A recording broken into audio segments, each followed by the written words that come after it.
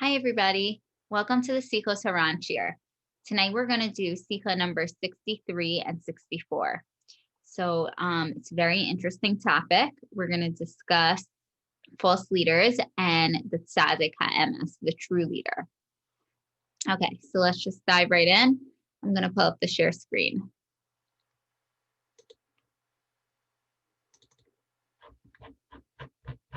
Okay, 63 right on top.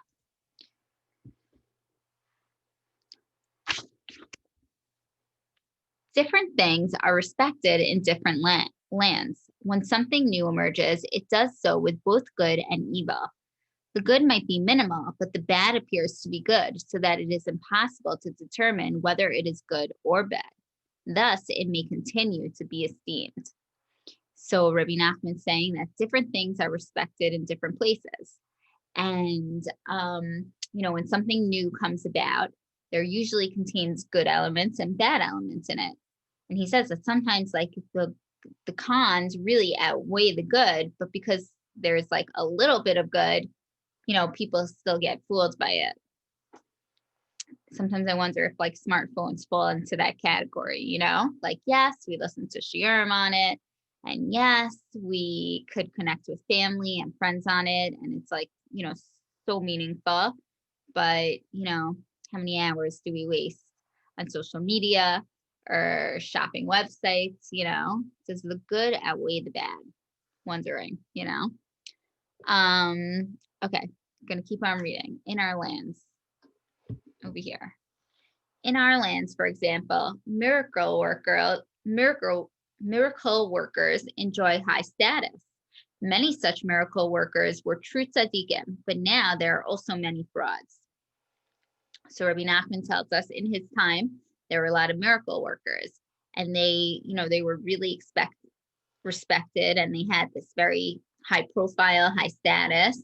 And he says a lot of them were true tzaddikim, like the Baal Shem Tov, for example. But he also says there's also a lot of frauds, like let's say Shabtai Tzvi, right? Who lived probably like between 150 to 200 years before Rebbe Nachman. When something is respected, even a fraudster can be successful at it. He can be totally incompetent as long as he has the desire and ambition. So if somebody is a fake, but if he's in like this area where something's very respected, if he works hard at it, he could become respected himself also. It also depends on where you begin. Suppose you want to play the miracle worker. If you start where the general populace believes such things, you will be successful. Once you have a reputation among the gullible, even the skeptics will follow you. If you begin in a place of skeptics where you are ridiculed, you will not have a chance. For example, in places like Germany, miracle workers are not accepted, but begin where you are respected. And once you have a reputation, even skeptics will become your followers. So Rebbe Nachman is saying, if you are a fake and you live in this place where, miracle workers are respected, then once you start, pretending, you'll get a few gullible people to follow you. And once these few gullible people follow you, then like the skeptics will join in that too. But it's not in the same case of if you start off in a place where nobody believes in it. Then it's very hard to get a good reputation. The same is true of the particular customs of tzaddikim in our lands. There are other places where these customs are unheard of. In Muslim lands, for example, religious leaders have the title of chacham and do not have anything that even resembles such customs. In our area, certain customs are accepted as being the hallmark of a tzaddik. Anyone can adopt these ways and be accepted as tzaddik. May God reveal the truth. Amen. So Rebbe Nachman says here that there are certain tzaddik-like customs that were accepted in his time. And he's saying anyone could pick up these things and emulate a tzaddik. And, you could get a lot of fake tzaddikim. So he puts in this prayer, may God reveal the truth, that people know who's the real tzaddikim and who are the false tzaddikim. The very fact that miracles are accepted in a certain place can actually make them occur, but this is not always the case. So he ends with this interesting line here, that the fact that miracles are accepted in places and are respected in places can actually make them happen. They could become real. But he says this is not always the case. Okay. So, lots of interesting points here. Just this point of just this point about if you start off in a place that's respected, then a lot of people buy into it. So when I first got married, I lived in Israel with my husband, and I took energy courses and massage courses. And I remember sitting in one of my courses and listening to all the people around me talk about what they're experiencing and what they're feeling. And I was just thinking these people are out to lunch, It could be that I'm a total skeptic. So, I'm gonna mention that in the beginning. So, but the point that I was trying to bring out of this is that, I was in a place where this type of work was so respected, and everyone had buy-in, everyone believed in what the other person was feeling and thinking and saying. So it hit home when I read this piece. So, okay. So let's go to the next piece. We're going to do number 64, and then we'll connect them and summarize them both and talk a little bit more about them. So Sicha number 64. Okay. Fame and prestige prove nothing, right? So fame and success, they mean nothing. Status is not related to merit. Just because somebody is respected and high up does not mean that it's because they deserve it. One worthy deed can result in a rank that once attained is never lost. So he's saying one good deed could make it that a person is forever respected. The kings of Israel exemplify this teaching because of one meritorious act. They were worthy of maintaining the royal line for 4 generations. As a reward for destroying the idols, God told Yehu, "Your sons of the 4th generation will sit on the throne of Israel." So Rebbe Nachman gives an example from Navi of Yehu destroyed all the avodah zarah in the land, and Hashem told him, because you did this, you're going to have 4 generations of royal dynasty. So Rebbe Nachman says, this is difficult to understand. After the 4th generation, their greatness must come to an end, no matter what they do. They can do exactly the same thing that merited this royalty in the first place, and it will be of no avail. The decree is sealed, and they must forfeit the throne after the 4th generation. The decree against their fathers determines their fate. So Rebbe Nachman says it's hard to imagine that no matter what, after the 4th generation, this royalty is done. And he says even if they do the same thing that their forefather did that earned them this place of royalty, it's still they're not gonna be able to have this dynasty past the 4th generation. Although their ancestor earned the throne because of a certain deed, the inheritors cannot use similar merit to maintain it. They may do the exact same deeds as their ancestor, but these are no longer of any avail. No matter what they do, it has already been decreed that their generation will lose the throne. This is a great wonder. Understand it well. So Rebbe Nachman saying, understand it well, that they cannot do the same thing in order to keep the dynasty going. For whatever reason, Hashem decreed, after 4 generations, it's over, no more royal dynasty, and that's it. There's nothing to talk about.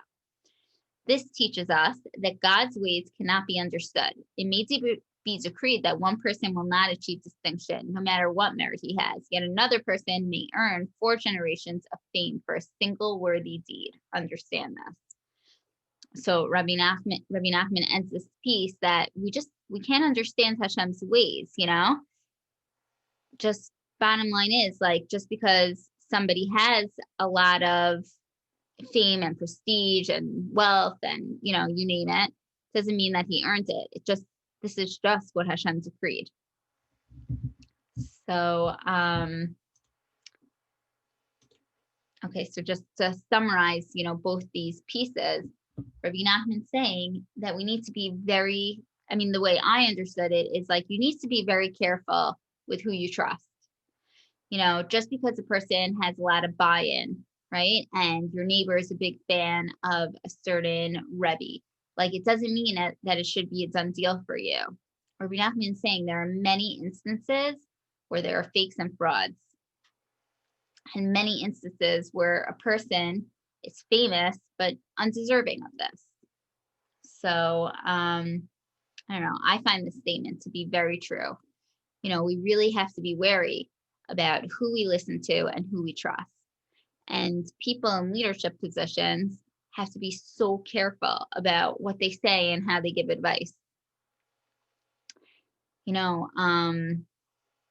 This isn't the place to go into detail, but unfortunately, I think, I know a lot of situations where people in leadership gave very detrimental advice and did a lot of damage, and they're only human. It's not my place. Like, I'm not sitting here to say that I would do better in their situation, but it's just, Rebbe Nachman is clearly warning us here. Be careful who you trust, and be careful who you put your faith into. But I think, this is why a lot of people who have this anti-establishment side to them, love Rebbe Nachman, they have this anarchy side. There's something very deep that people could connect to in this. And, even if you read through Fire and Water, which is about Rebbe Nachman's life, you see that a lot of the reason why Rebbe Nachman was attracted to Rebbe Nachman was because he didn't care about the regular things like the other leaders in his generation cared about. Meaning Rebbe Nachman didn't care about those things. Rebbe Nachman only wanted what was real in a person's heart. So, which is, you could spend another minute talking about that. It's just, Rebbe Nachman got attracted to Rebbe Nachman because of this realness and this depth that Rebbe Nachman was trying to teach his followers. He didn't care about the externals as much. And I mean, Rebbe Nachman, the story with Rebbe Nachman is that he was at a Malava Malka of a great Hasidic leader. And he was, he had to run out and buy bagels for the Malava Malka for everyone. And he was just sitting there thinking, is this what my life is about? Just buying bagels from Malava Malka? It's not what I'm looking for. I'm thirsting for Torah. I'm thirsting for realness. I'm thirsting for things that are going to change me and change my life. And I think that's, many people find that that's what Rebbe Nachman comes to teach. So, so it's known that Rebbe Nachman did discuss false leaders in length. And on the opposite end, he also discussed the true tzaddik in length, tzaddik ha'emes. And he spoke in many places about connecting to the true tzaddik. So we learned a bunch of Sichas Haran pieces on attaching yourself to the tzaddik. And one that I just want to read real quick. I didn't even photocopy it for the screen share, but I'm just going to read it inside. It is very good to attach yourself to a true tzaddik. In the upheavals at the time of the coming of the Mashiach, God will grasp the ends of the earth and shake the wicked from it. That's from Yoav. But one who is attached to a true tzaddik will be able to cling to him so as not to be cast off with the wicked. By holding on to the tzaddik, he will remain firm. So that's from Sichas Haran number 22. So Rebbe Nachman saying that in the times of the coming of Mashiach, the world's going to be a crazy place, and it's going to be like Hashem is just shaking the world, up and down. And you could just imagine like a board, and all the board pieces are falling off. And, your only hope is just holding on to the tzaddik and clinging to the tzaddik for dear life so you don't fall off the board or the world. So I don't know, just this piece came into my head as I was preparing this year because doesn't it feel like we're being shaken? I mean, to me it does, So, and it's just this, we have to connect ourselves to tzaddik ha'emes to stay firm and to stay strong. And I think nowadays for sure, like we're looking for that true leader. Like we're asking for it more than ever. I mean, I don't know more than ever in Jewish history, but I know, many people who, let's say 3 years ago, were doing just fine. And nowadays they're just like, okay, I'm ready. I'm ready for Mashiach. I'm ready for the true leader. The tzaddik is to come and deliver us. So, okay. So on that note, right? So how do we know, right? How do we know who we should trust? Who's the tzaddik ha'emes? So Rebbe Nachman tells us in Lekutey Maharan, Torah 140, gives us a few tips and tricks. I'm just going to pull up the share screen.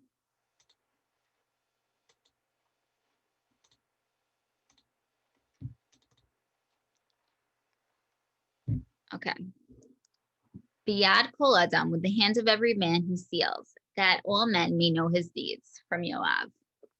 Oh, sorry, Eov. Okay. The tzaddik himself is impossible to comprehend. A person cannot grasp him at all because the tzaddik is higher than his intellect. So a tzaddik, it's, they're hard to get. They're hard to understand because they're so like above our level, above my level, I'll speak for myself, that it's hard to understand like who this guy is. Only through his followers, those close to him, is it possible to understand the tzaddik's virtues. This entails seeing his followers who are virtuous, God-fearing, and pious, in whom they do have a grasp and comprehension. This is because people are not yet as distant from them as they are from the tzaddik himself. So Rebbe Nachman tells us, if you want to understand who a tzaddik is, if you want to see what a tzaddik is really like, look at his chassidim, look at his followers. And he says it's easier to understand his followers than it is to understand the tzaddik himself, because the followers you could somewhat relate to. But by checking out his followers, you could see what type of tzaddik he is. Thus, someone who desires the truth will be able to know the virtues of the tzaddik through his followers. This is like a seal. It is impossible to read the writing which is engraved on it because the letters are reversed. Only by stamping and impressing the seal on wax can we see the letters and forms which are engraved on the seal. Then we understand the writing of the seal. So Rebbe Nachman gives this example. It's like a seal. It's like a stamp that, it's backwards when you look at it straight on. But when you stamp it on a piece of paper, you can read it perfectly. And the seal is like, when you stamp it on, those are the Hasidim, those are the followers of the tzaddik. With the hands of every man he seals. The tzaddik is called every man, as it is written, for this is the duty of every man. This is that all men may know his deeds. Through the pious followers of the tzaddik, you can know him, as in the example of the seal. And the tzaddik too is an aspect of a seal, as it is written in Shabbos, and sealed his offspring with the sign of the Holy Covenant, for the tzaddik is the one who guards the covenant. So we need to look at the followers. That's what Lekutey Maharan, Torah 140 is saying.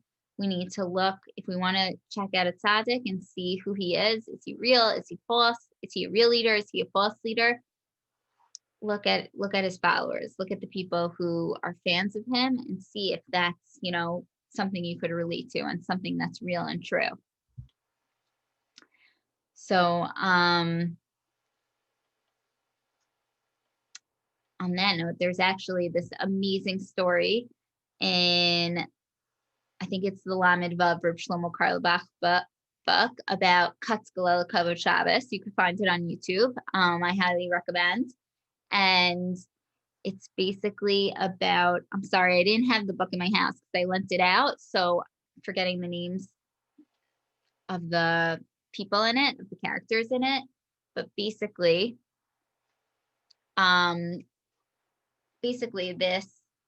this man who was like very much looking for a Hasidic leader heard that this certain Hasidic leader was coming to town, and he wanted to see how he treated this person in the shtetl, who the town called Katzgalel Kavod Shabbos. And he basically, this Katzgalel Kavod Shabbos, he was a porter and he was an orphan, and he made money by by going to the marketplace and delivering food for, delivering the heavy packages of food to the women's homes.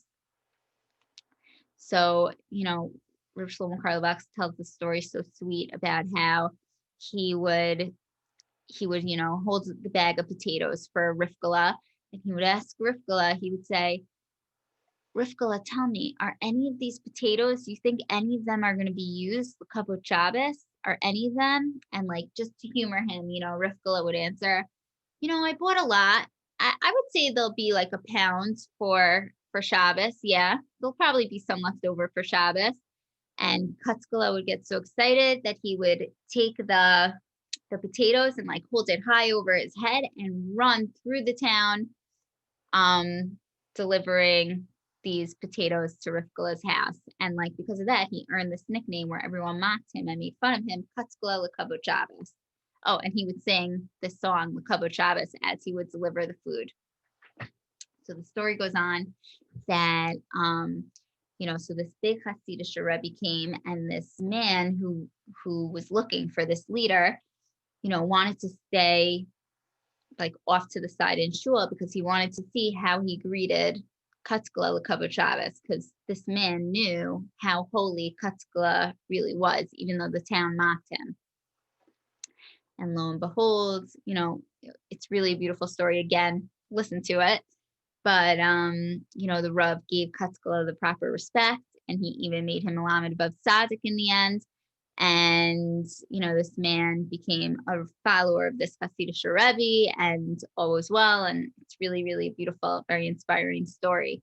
But the point is, it reminded me of this seal, this whole thing. Like, this guy was, who's also very holy in his own right, really wanted to test to see, he wanted to see how he treated his followers, how this Hasidic Rebbe treated his followers, and how this Hasidic Rebbe treated every Jew. So, listen to the story. Rav Shlomo Carlebach says it way better than I do, trust me. Okay, so there's one last piece that I wanted to bring in for this year. So it's the second Lekutey Maharan, Torah number 78, and it's a very, very long piece. And unfortunately, we can't do the whole piece in this year, but we're going to read the second to last part of it, or one of the last parts of it. I'm going to pull up the share screen.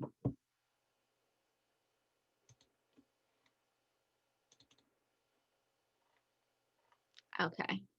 So we're doing 78, Torah 78, section 8 in Lekutey Maharan, the second Lekutey Maharan. And we have to plead a great deal with God to be worthy of drawing near to the true tzaddik. Fortunate is the one who, while still alive, is privileged to get closer to the true tzaddik. Fortunate is he, fortunate is his lot. So Rebbe Nachman is telling us we have to dive into Hashem to come close to the true tzaddik. And the person who's able to is lucky. It is then very hard to get closer. Oh, fortunate is he, fortunate is his lot. For afterwards, i.e. after death, it is then very hard to get closer. Thus, one has to pray a great many prayers and supplications to merit while he's still alive, getting closer to the true tzaddikim. So a person really has to go out of his way to pray and to beg to get close to these true tzaddikim. Presently, the evil inclination has made this its mission to confuse the world, because the Jewish people are now very close to the end. We're very close to Mashiach, and the Jews now have a great longing and yearning for God, the likes of which never existed in earlier times. Each one has great yearning for God. The evil inclination therefore roused, and it instigated conflict among the tzaddikim. So because there's this deep yearning for Hashem, this deep yearning to come close to Hashem, the Yetzer Hara has to work harder on the other end, and he makes this like major confusion and this major conflict among the tzaddikim. It established many false leaders in the world. Here we go. And also instigated great conflict among the true tzaddikim that no one knows where the truth is. So what the Yetzer Hara do it created all these false leaders, all these people that lead Jews astray. And it also started conflict and confusion between true tzaddikim who are fighting with each other. Therefore, we have to plead a great deal with God to be worthy of drawing near to the true tzaddik. So in all this tumult and in all this craziness,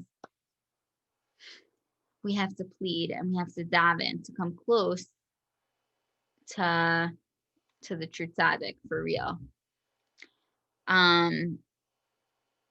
Rebbe Nachman states in like other places that he's seen miracle workers lead people off, and people who claim they're going to be closer to God lead people off, and that they're going to come closer to God lead people off. And he even says this one thing is actually in this footnote number 8 here. I guess I related to this. Even worse, hold on, I just want to find it in the share screen. Oh, sorry, it's over here.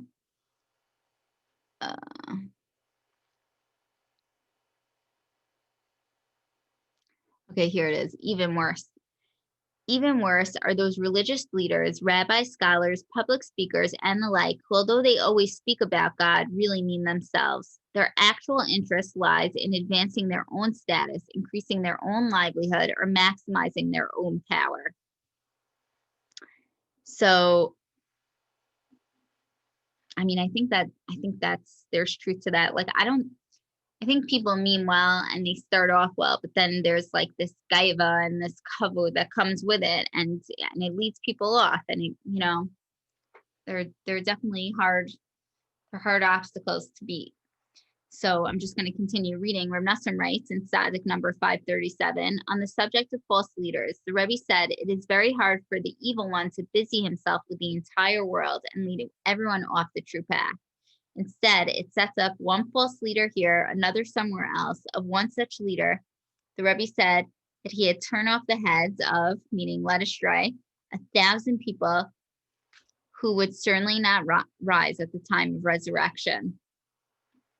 So again, basically, the Yetzer Hara, the Satan, he needs to create this strong force against all these people who want to learn and who want to come close to Hashem and connect to Hashem and yearn for Hashem. So he makes these false leaders come up. Scary stuff, right? So, another interesting, just last little point to note is that Rebbe Nachman was, when I think of Rebbe Nachman and his teachings, it's all about simplicity and in my head, I put simplicity and trusting together. Simplicity, just, don't be too calculating, go with it, do the mitzvah that's right in front of you. But you see that here, he comes out so strong, like against these false leaders, and he comes out so strong stating that there are false leaders. So it's just interesting to note that even though he clearly was like a very, Rebbe Nachman believes in simplicity, still like the danger of these false leaders are so detrimental that he wanted to make sure that people stay far away from them. So on that note, I just want to give us all a bracha that we find that we're zocha to meet the true tzaddik, to meet Mashiach, right? And, that we should just draw close to his light, and that we're zocha to be here for the coming of Mashiach. So soon. Okay, everybody. Thank you so much for listening, and have a wonderful night.